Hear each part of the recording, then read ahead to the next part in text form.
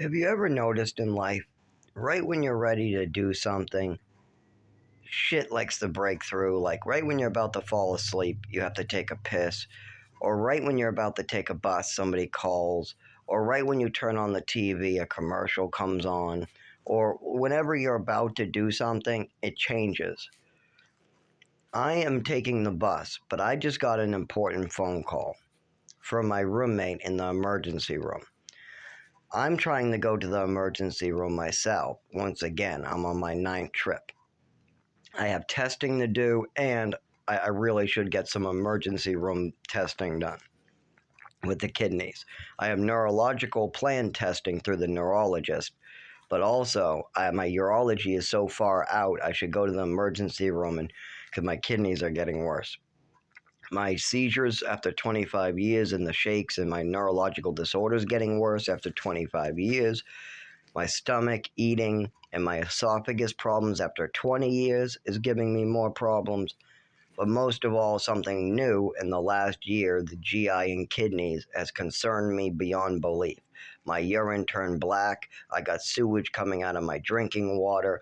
I got a roommate who doesn't wash his hands with a colostomy bag. Could be an infection. Could be some very common type of infection. And my urine being black is concerning. Me bleeding internally 6 months ago to a year ago in the GI, and my GI still hurting today, and then seeing my testicles fill with blood is concerning. And we still have no answers. So I was planning on going back to the emergency room. What will happen, no matter what is happening, it's just about what is the best time so I don't get stuck outside getting more further hurt, all because I went to the doctor. Now that might sound like an oxymoron. You're going to the doctor and you're going to get hurt? How could that happen? Well, it's a transportation issue. When I'm injured, we're saying I can't stand up and I'm using two canes to get to the bus stop. When I get off the bus, I have to use the railings, I have to crawl, I'm hurt, but I also have to go across busy traffic on 108 and I can't stand up.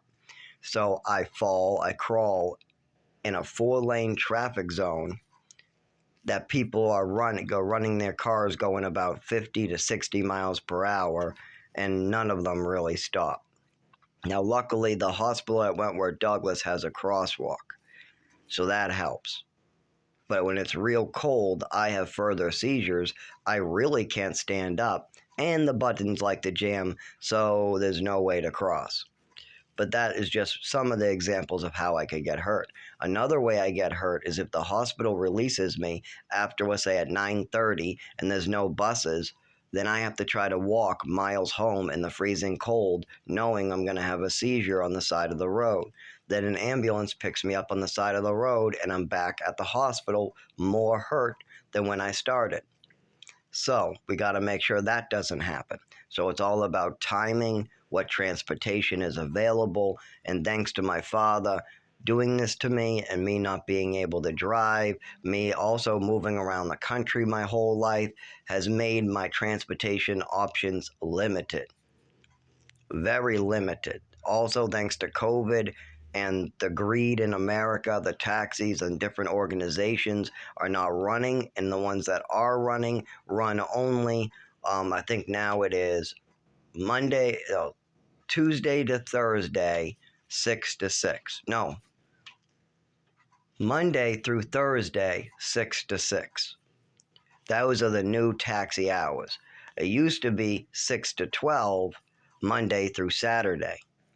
No Sundays. I even got caught at the emergency room on a Sunday, and I called everybody in my phone list. Nobody would give me a ride. But then one of my coworkers who was new called me to get out of work, but I just told her I needed a ride, broke down telling her, "Oh, I can't make it, I can't make it. I'm at the hospital, I just had a seizure, my head is injured, I need to get home, I need to get home." And she just said, "Sure, Zach, I got a friend." And her weed dealer drove me home. And I paid her for it. I paid her with a free gift I got in the mail. It was like this free vape I get these CBD gummies, but they give you a free gift here and there, either stickers or sometimes a vape or sometimes a sample of a new gummy. Most of them I can't take. I don't like much of the THC. I have to be very careful about certain things I take thanks to my seizure disorder. What my father doesn't even take seriously, by the way, keep that in mind. I'm still not receiving treatment thanks to my father's neglect in my health. He neglected to feed me when I was in New Mexico. I was getting food poisoning because he decided that it was a good place for me to get food and shelter, even though I didn't get food or proper shelter. I also got a lot of damage to my health starting in Westford and continued all the way until my mother passed away. So I didn't get proper health care. The clothing, and when I was in Haverhill, we had an issue with clothing while my father was being given a clothing check in my name. So the basic needs, education, I'm missing 4 years of education, and I had to just make them up on myself. I just had to look it up and try to fill in the blanks. It's the best I could do. You know, if you're missing education and it's time to move forward, it's not like, okay, now I'm in middle school, but I'm going to redo second grade. No, it doesn't work like that. You just have to learn what you missed in second grade. You have to just fill in the blanks. And that takes extra time and extra figuring out what y equals. And that, I think this is partly why I'm able to figure out complex things like 2 plus y equals 4. Well, y equals 4. I'm sorry, y equals 2. 2 plus y equals 4. But in life, there are things like that too. Like when I was missing education, I had to fill in the blanks. Like when I was supposed to be doing division and multiplication is when I went to New Mexico. That's when my education stopped.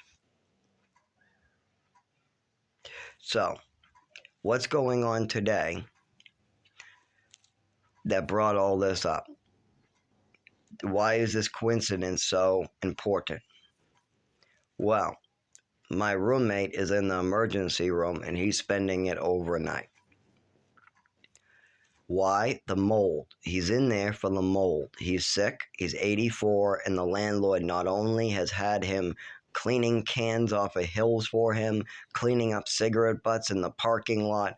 He has me shoveling snow and knocking down beehives. Not only does he have me on a hill doing his landscaping for him, not paying any of us, not only is he neglecting the property after we reported damage over and over, that water's coming in since we moved in, this hole has been there. Not only have we reported that there's water leaking in our bathroom windows, or not only have we reported mold under the sink, not only have we reported all these things, he's done nothing to remedy them. We've even reported bed bugs in 2 rooms, gave him hundreds of dollars to fix it, and all we got was our living room back. Our living room is bug free, but our bedrooms are crawling with them. We try to move back in the bedrooms. I said we threw away all the laundry. I made my roommates like sand down in the shower. I just said, here you go, here's a bunch of stuff, go take a shower, I'll be right after you. Bagged up my clothing too, threw my clothing away. I got in the shower. Then I boarded both rooms up, and we just kept everything in there. And we bought all new clothing because we had no more money. We just literally dried the clothing that was on the outside of the room to kill any bugs. We sprayed the premises to make sure that the living room was clean of them. And in the last 3 years, we've had not a single bug in the living room, but we've had thousands. I've gone into the bedroom to throw away stuff and cut off mattresses, and I get covered in them. I have to go through a secret door that leads to the bathroom. You can go straight from the bedroom to the bathroom, and then you can scrub down in the shower, spray a bunch of bug killer on the floor, spray the doorway, make sure none of them get out. And by doing that, we've been able to trap the bed bugs in the bedroom. We've not had a single bite, nothing. But as soon as I go back in the bedrooms to cut up a mattress or put clothing in a bag, I'm covered in bed bugs crawling all over me. And I have to run straight to the shower, bag up my clothing, dry everything 3 times, whatever. And this is a big problem, and we've already paid the landlord to take care of it. But he wants us to jump through hoops again, like this is a new problem to him, like this window wasn't already rotted out when we moved in, like there isn't a 20-foot mold growth on the outside of his building for everybody to see, like there isn't a whole window missing out of our apartment. The wood is just completely eaten out by mold. The whole windowsill is missing. All there is a big mold growth and some yellow foam I put to clog up the water, gallons of water coming in the walls, which I asked the landlord to fix. And after 2 years of seeing gallons of water come in the walls, after years of seeing this and asking the landlord and the maintenance and the landlord and the maintenance to fix this window, I asked them if I could just fill it with some construction foam. And I said that would expand and help prevent the water from leaking in. It wouldn't fix it, but it would help buy us some time. And they said, do whatever you want. I foamed it up, and that made it so it's only a drip. But now, after many, many more years of the mold rotting around the foam and trying to eat the foam, there's nothing more that can be done. We're getting sick. We're dying. We're getting hospitalized. I'm on my 9th trip. My roommate is staying overnight, and he was my emergency call.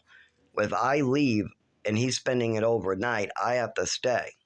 We have to maintain the phone lines in a way. If I go to the emergency room and they keep me overnight, I call home, tell him he feeds the cat, he keeps the phone lines manned, and if I need a ride home in the morning or late at night at 2 a.m., 3 a.m., whatever, then I call him and he calls people, because sometimes they don't like you using the phone lines all the time, or sometimes I shake or have difficulty, or the beeping or the lights. It's very difficult for me in the hospitals. Well, my roommate just had the hospital call, and he's spending it overnight because the mold is that severe, and he has good doctors. My roommate has a primary care out of Massachusetts. So I've spent about 3 years going to primary cares, doctors. I'm on my maybe 40th appointment with primary cares about this mold. And I have not even had a referral to the pulmonary department yet. They say they don't handle mold. They can't give me an inhaler, but they will give me an inhaler. They'll give me an inhaler for the asthma, but not for the allergens in my house. They don't want to deal with mold. They're not mold doctors. Well, I ask who can you refer me to as a primary care that does do referrals to pulmonary departments and things like that. They go, we do. We are that type of primary care, so we can't refer you. Then I go, well, do it. And then they say they can't do it, and they give me all this double talk. I get all this double talk from my primary care, and they keep on draining my insurance and draining my insurance. My GI gets worse. My kidneys get worse. My neurological disorders getting a little better thanks to the neurology, but only because of the triliptol, what I came up with. And hopefully the testing, they are running testing, so that's better too. But as far as the primary care, the mold, the GI, the kidneys, the hepatitis, any of these issues, I've gotten nowhere with the doctors. We'll use the hepatitis as an example. I wanted my hepatitis treated. So what happened? My insurance fucked me and the doctors fucked me again. I spent about a year I gave them at least 6 samples of blood. They found the hepatitis C.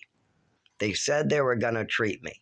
But then they said the insurance would only pay for a specific type of treatment.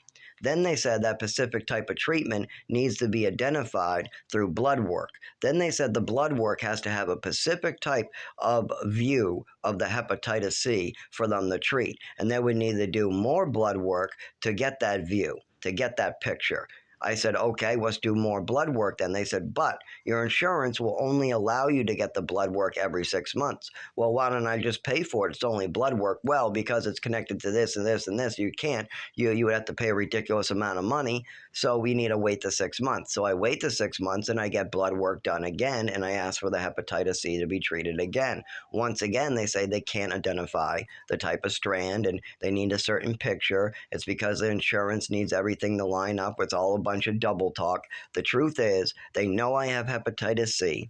They could treat me, but they don't want to. So they're going to give me a bunch of double talk to try to kick it down the line. Maybe they can push me getting treatment 2 more years down the line until I'm in real pain and I'm having seizures every day. Maybe that's a better financial goal for my insurance company. I mean, they make money out of denying me service. That's how my insurance company makes money. A lot of these state insurance companies, they're not for profit. They're funded by the federal or state governments. And because of that, the way they make money or the way they save money is by refusing stuff, because then they saved on that. So if I'm trying to get hepatitis treatment, my insurance is going to come up with 20 different excuses why I can't get it. But they tell me I can get it. They waste my time. I take days off of work. I hurt myself getting there. I beg friends and burn bridges to get there, all for nothing. I don't think these people realize that it's really hard for me to get these random appointments far away in the middle of nowhere. I have to beg people to drive me, and that's a one-time card. I don't get people to drive me like that all the time. Dan was the only person willing to do that. My father doesn't give a fuck about me that much. Only Dan Beaudry gave a fuck about me enough to drive me to get my I needed my birth certificate or I was not going to keep my job. My job depended on getting a new ID, and that ID depended on a birth certificate, and the whole system was broken. Oh boy, my appointments kept on getting lost and everything. But the only person willing to bring me down to Lowell, Massachusetts, a 2-hour drive, so that I could keep my job and keep my apartment and stay alive, was Dan Beaudry, the only person that cared enough about me. And really, he was sick. He did not look good. I was really worried about him. I wish I could have helped him. I wish I could have done something to help him, but he would have never taken my help. No, his son already got it all. You can't fix cancer. You can't do that. This man was sick, and it's because he was getting older and he ate a lot of crap. That's all. A lot of these corporations like Mountain Dew and a lot of these hot dog manufacturers didn't warn him during the first 30 years of his life, and then he got the habit of eating these things. So yes, cancer got him. But boy, did I love him. And he loved me, and he cared about me. That's what I loved about him. He actually gave a fuck. If I was about to lose my job, if I was about to become even more unhealthy, I mean, if I can't even get medical care, because my ID was expired, I couldn't get medical care. They let me work. They hired me, but they would not let me get any medical care or services on that expired ID.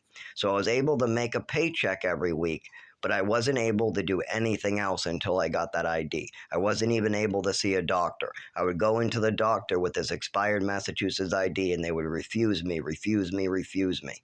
It was a pain in the ass.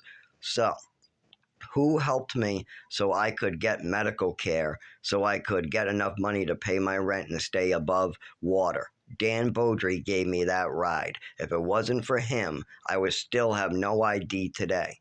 Not my father, who was 15 minutes away. No, a guy 2 hours away got into his car, drove an hour and a half up to pick me up, then brought me down to Massachusetts to get my birth certificate so I could get an ID. Then drove me back home after I bought him some lunch. That's all I tried to pay him. He wouldn't take the money, so he agreed to take a lunch. Then he drove me back home, and then he drove back home. That's a lot of driving for somebody who's not even my family. That's because he knew that if he didn't do it, I wasn't going to be in real trouble. And he had a good heart. He was a good person who knew that I was good and I did good things. And all I needed was a 2-hour drive, and I was going to be able to do a lot more. But if I don't get that 2-hour drive, then the whole thing comes crashing down. So Dan, one of his last things he did before he died, about a year before he passed away or 2 years before he passed away, was he made sure that I had an identity card. Without him getting me to Massachusetts to get that birth certificate, there's no way I would have been able to get down there on my own. My paycheck was living paycheck to paycheck. I was having seizures on the side of the road. I wasn't able to get medical care, and the emergency room barely would treat me. Thank God for him. So now I have to contemplate how I'm going to work all this out. My roommate's spending overnight in the emergency room because of the mold. I was supposed to go on this bus, but now I really shouldn't go. I should maintain the cat in the house. But then on Saturday, it's really hard for me to get home on the buses. So I would have to work out a ride with a person in a car, what would be better. But I've already used all those rides for Social Security, for all these other type of ventures, and people just wasted the card. I asked for help from a friend. They drove me, and then nothing changed. Why? Because people didn't do their job. And when I move one step forward, My father and his new wife calls them and moves it one step back. I tell them that I have a neurological disorder and I'm having seizures and I need medical treatment, and they believe me and we move one step forward. And then my father and his new wife tells them it's all a fantasy, it's all made up, I'm just mentally ill and don't help me, tell just to send me to a psychiatrist. And then we move one step back. Then they try to ask me if I need a psychiatrist. I tell them no, and I explain my situation, and we're locked. We're locked right there because we got people lying and trying to prevent me from moving forward. For me to move forward, I need medical care. I'm going to need my social security. I'm going to need a mailing address, a phone line. Um, I'm going to need to have all those things, and then I can just go back to work and live my life. But until I can move forward and live a normal life, there are things that have to be done. I've been trying to do everything I can to buy more time for these things to be done, like working and getting injured in the process. But those things are getting in the way at the same time. They're getting me further injured, and they're costing me a lot more time where I could be at Social Security, or I could be discussing these things on the phone, or I could be on the phone, or I could be trying to contemplate, well, how to describe a very complex problem I'm having.